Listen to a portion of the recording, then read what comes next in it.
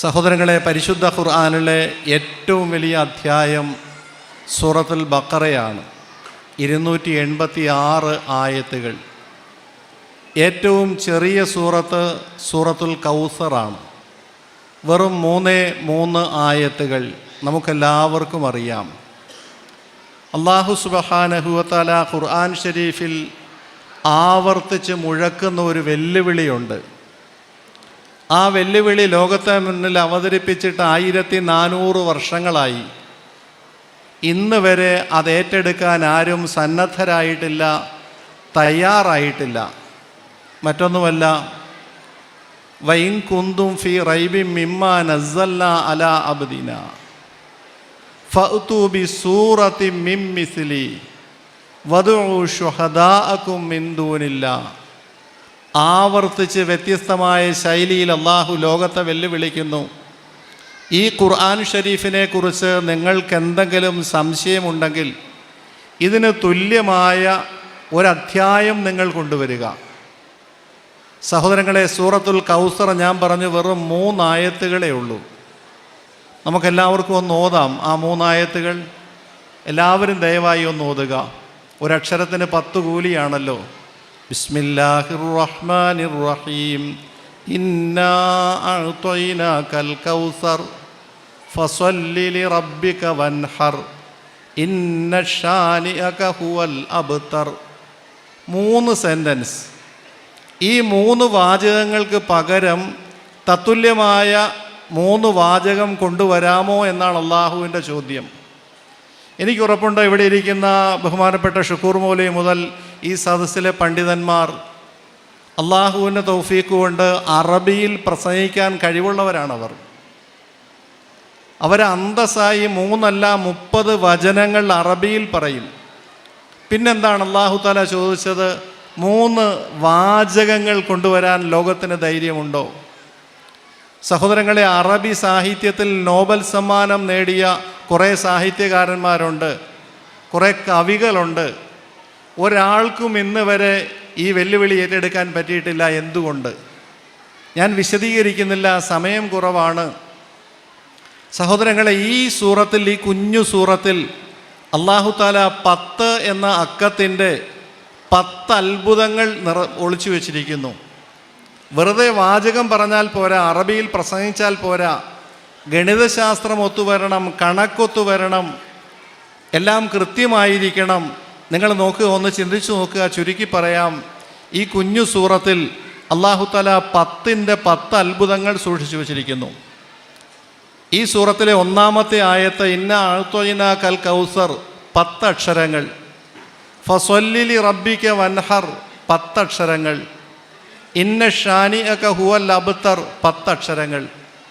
ഓരോ ആയത്തിലും 10 അക്ഷരങ്ങൾ മാത്രം. നിങ്ങൾ പരിശോധിച്ചോളുക.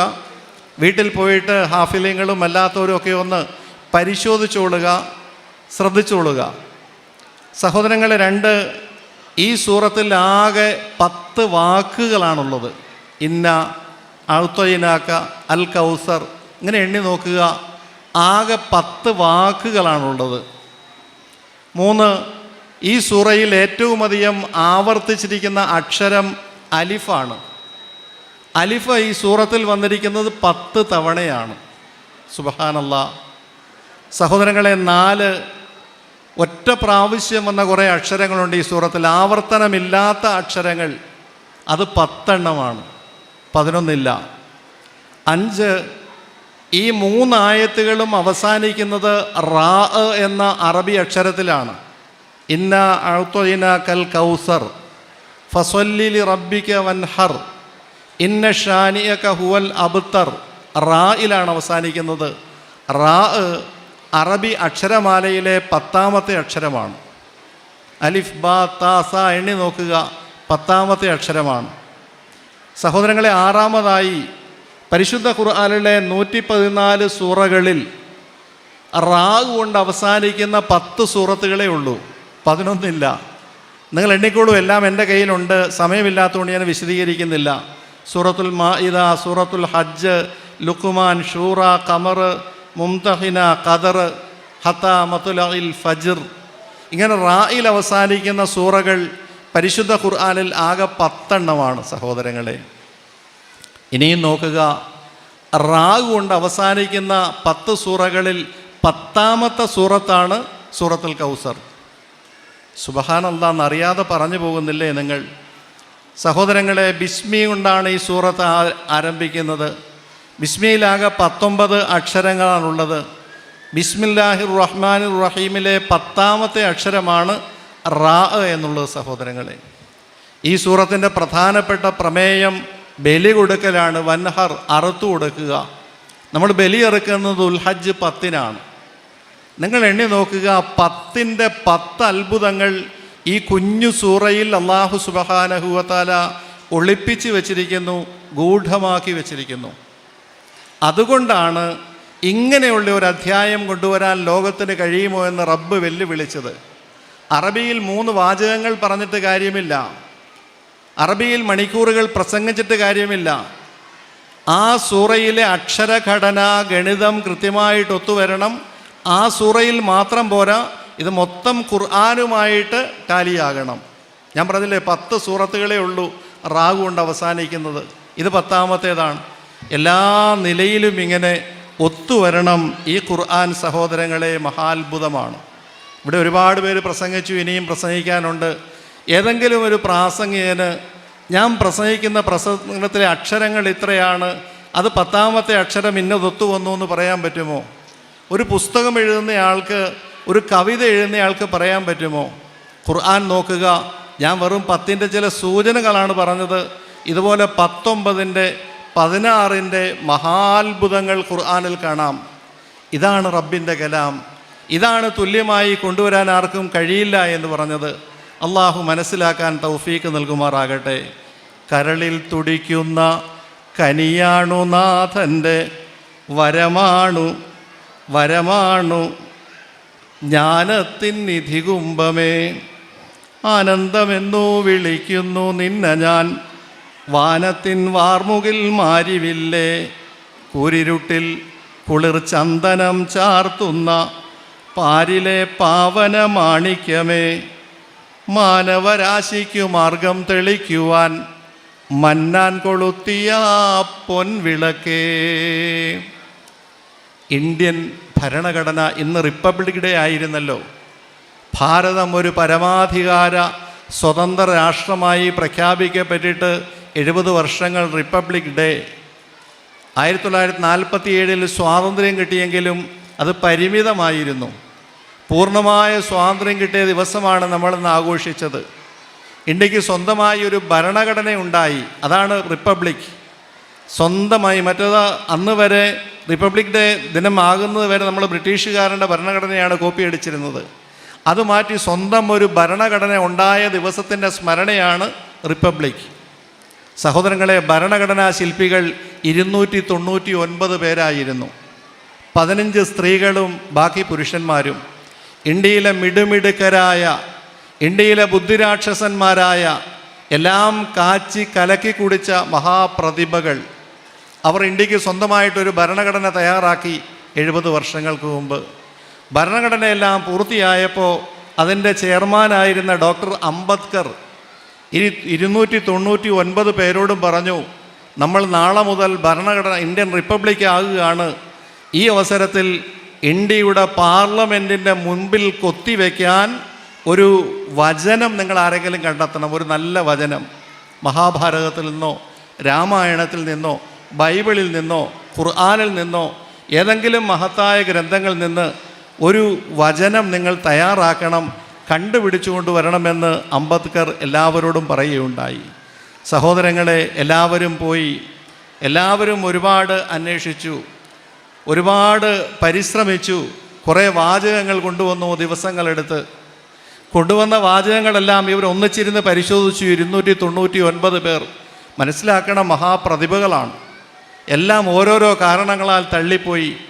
അവസാനം ഒന്നും കിട്ടാതെ വന്നപ്പോൾ അംബേദ്കർ പറഞ്ഞു, ഡോക്ടർ അംബേദ്കർ മനസ്സിലാക്കണം, അദ്ദേഹം പറഞ്ഞു, ഞാനൊരു വചനം കണ്ടുപിടിച്ചിട്ടുണ്ട്, നിങ്ങളെല്ലാവരും അംഗീകരിക്കുകയാണെങ്കിൽ നമുക്കത് പറ്റും. എല്ലാവരും ജിജ്ഞാസയോട് ചോദിച്ചു, ഏതാണത്? അദ്ദേഹം ഒരു ഖുർആൻ ആയത്താണ് പറഞ്ഞത്.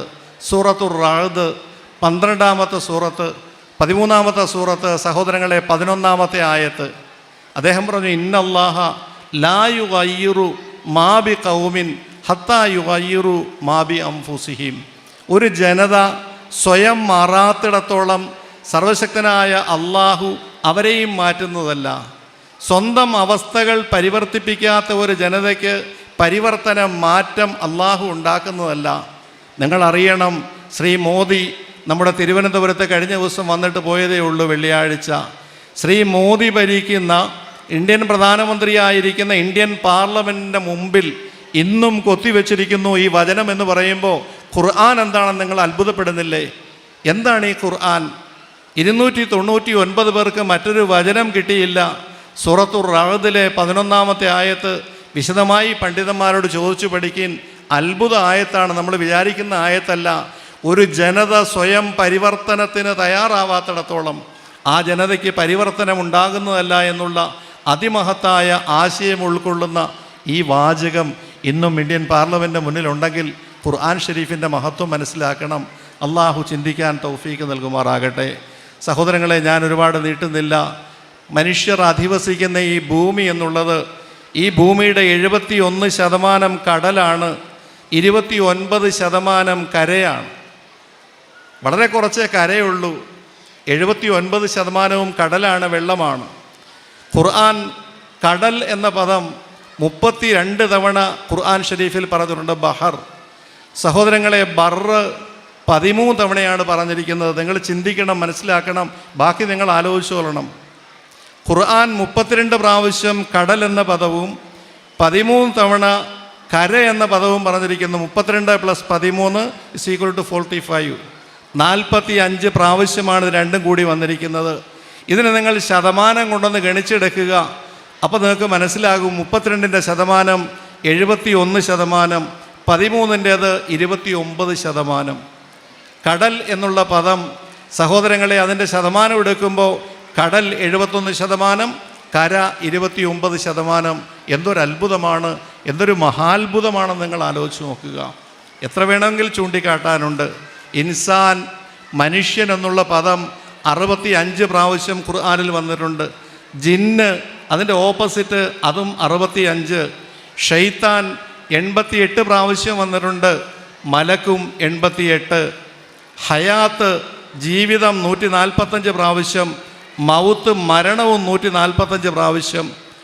റജുൽ, പുരുഷൻ 24 പ്രാവശ്യം. ഇമ്രഅത്ത്, സ്ത്രീ 24 പ്രാവശ്യം. ദുനിയാവ് 115, ആഖിറത്തും 115. സ്വാലിഹാത്ത് 167, സയ്യിആത്ത് 167. സഹോദരങ്ങളെ, മുസ്ലിം 41, മുസ്ലിമത്ത് സ്ത്രീലിംഗം 41. ഇങ്ങനെ എല്ലാം നിങ്ങൾ ആലോചിച്ച് നോക്കണം. ഇത് 23 വർഷം കൊണ്ട് അവതരിച്ച വ്യത്യസ്തമായ സ്ഥലത്ത്, വ്യത്യസ്തമായ സന്ദർഭത്തിൽ, വ്യത്യസ്തമായ രീതിയിൽ അവതരിച്ച ആയത്തുകളാണ്. ഖുർആൻ ഒറ്റ സൂറത്തായിട്ട് അവതരിപ്പിച്ചത് അപൂർവ സൂറത്തുകളേ ഉള്ളൂ. 2, 3 ആയത്തും 8, 10 ആയത്തായിട്ടാണ് അവതരിച്ചത്. ഈ അവതരിച്ച 23 വർഷക്കാലം കൊണ്ട് അവതരിച്ച ഖുർആൻ ഷരീഫിൽ ഇത്ര കൃത്യമായി ഈ പദങ്ങൾ എങ്ങനെ ഒത്തുവന്നു?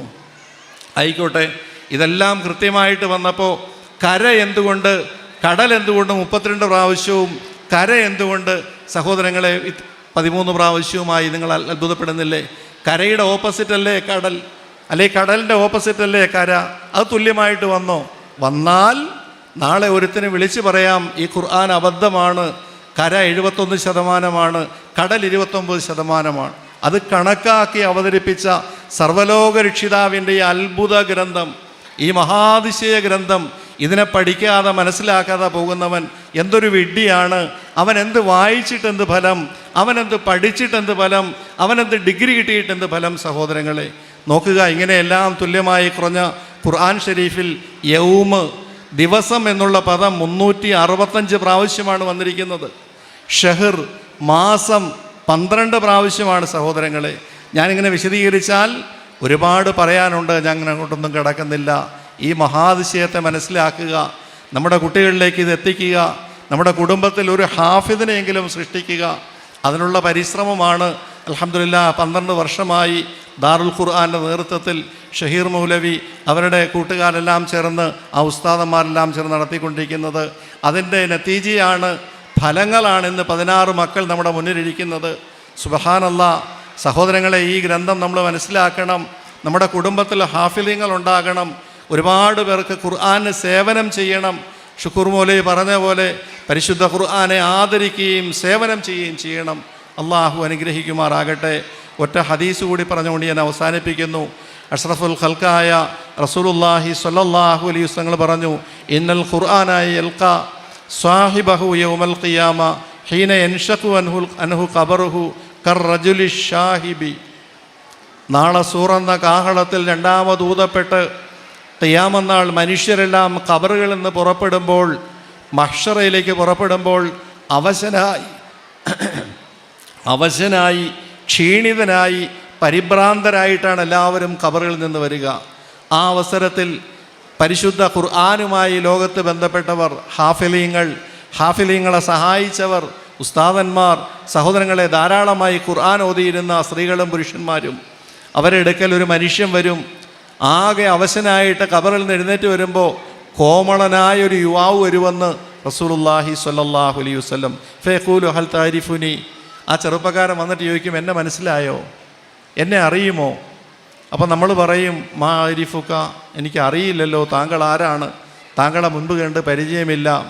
ഫയഖൂലു, ആ വന്ന വ്യക്തി പറയും, അന സ്വാഹിബുക്കൽ ഖുർആൻ, ഞാനാണ് ഖുർആൻ. ദുനിയാവിൽ വെച്ച് രാവും പകലും നീ ഓതിയിരുന്നില്ലേ, കാണാതെ പഠിച്ചിരുന്നില്ലേ, എൻ്റെ പ്രചാരണത്തിന് വേണ്ടി നീ നിൻ്റെ സമ്പത്ത് ചെലവഴിച്ചില്ലേ, എൻ്റെ പ്രചാരണത്തിന് നീ സഹായിയായിട്ട് നിന്നില്ലേ, ഞാനാണ് ഖുർആൻ.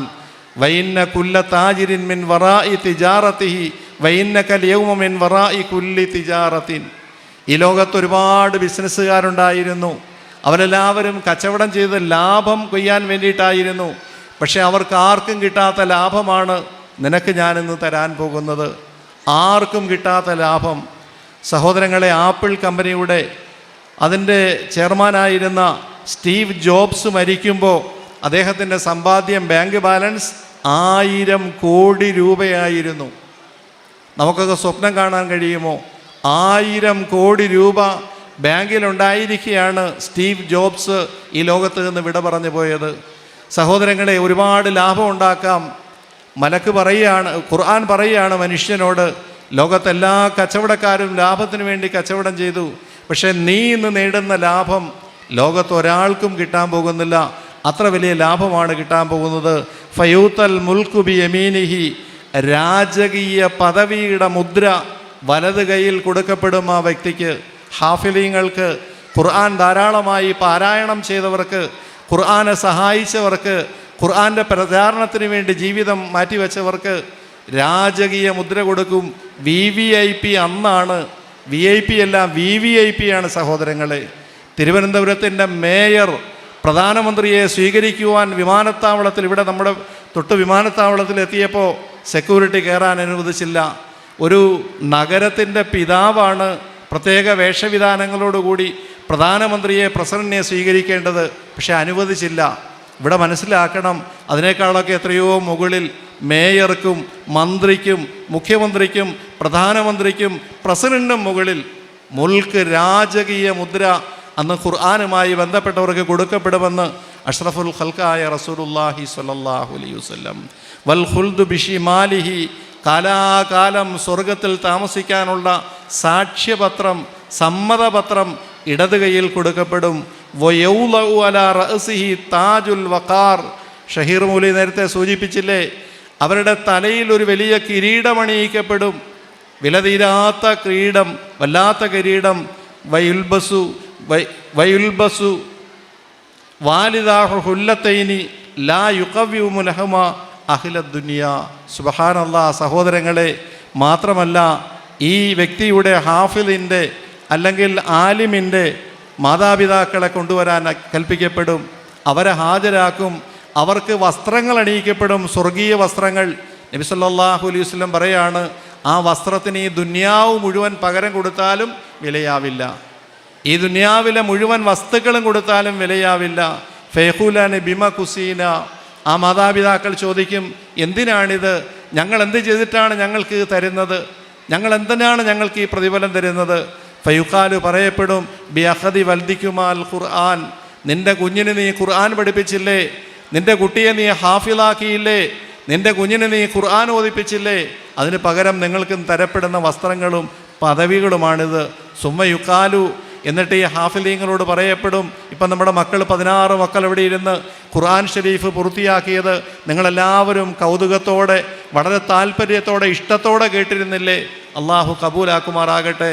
ഈ ഹാഫിലീങ്ങളോട് പറയപ്പെടും, ഇഖ്റ വസ്അദ് ഫീ ദറജത്തിൽ ജന്ന, ഓതുക ദുനിയാവിൽ കമാ കുന്ത തുറത്തിലു ഫി ദുനിയ, ദുനിയാവിൽ നീ ഓതിയിരുന്ന പോലെ ഓതുക. നീ ഓരോ ആയത്തും ഓതുന്നതനുസരിച്ച് സ്വർഗത്തിൽ നിൻ്റെ പദവികൾ കയറിക്കൊണ്ടേയിരിക്കും, സ്വർഗത്തിൽ നിൻ്റെ പദവികൾ വർദ്ധിച്ചുകൊണ്ടേയിരിക്കും.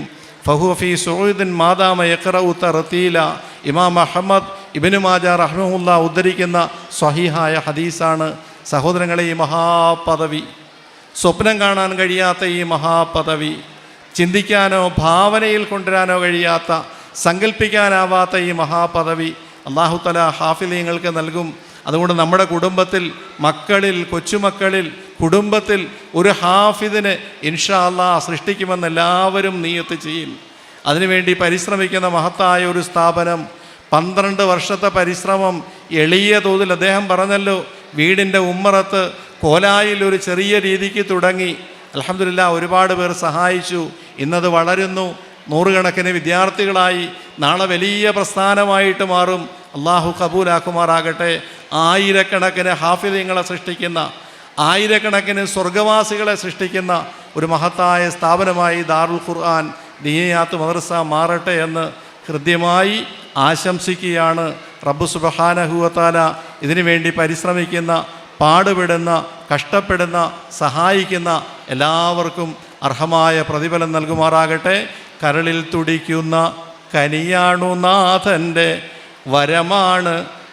വരമാണ് ജ്ഞാനത്തിൻ നിധികുംഭമേ. ആനന്ദമെന്നു വിളിക്കുന്നു നിന്നെ ഞാൻ, വാനത്തിൻ വാർമുകിൽ മാരിവില്ലേ. കൂരിരുട്ടിൽ കുളിർ ചന്ദനം ചാർത്തുന്ന പാരിലെ പാവന മാണിക്യമേ. മാനവരാശിക്കു മാർഗം തെളിക്കുവാൻ മന്നാൻ കനിഞ്ഞൊരു പൊൻവിളക്കേ. വആഖിറു ദഅ്വായ അനിൽ ഹംദുലില്ലാഹി റബ്ബിൽ ആലമീൻ.